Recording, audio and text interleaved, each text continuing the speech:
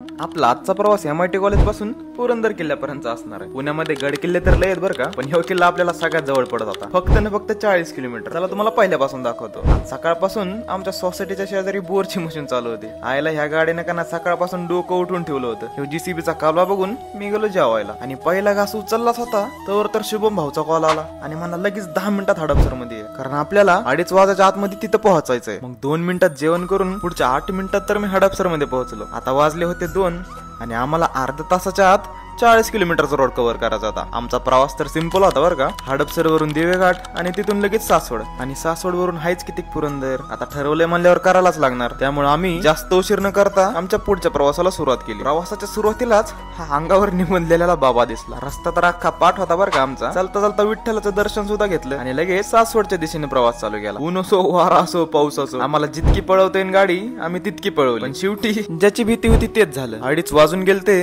आणि किल्ला बंद झाला होता। त्या मायला नसीबी गांडू तो क्या करेगा पांडू। मग खालच्या खालीच आम्ही जितका फिरता येईल तितका किल्ला फिरला, पण याच्या पुढच्या पार्ट मध्ये तुम्हाला कळेल की आमचं नशीब इतकं पण फुटकं नव्हतं, कारण देवाचा इरादा वेगळाच होता। ते म्हणतात ना, आपण मंदिरात जात नाहीत, आपल्याला मंदिरात बोलवलं जातं। तर आज आम्हाला देवानी वेगळ्याच किल्ल्यावरती बोलवलं होतं, ते तुम्हाला पुढच्या व्लॉग मध्ये कळेल। त्यासाठी मला तेवढं फॉलो करून घ्या। धन्यवाद।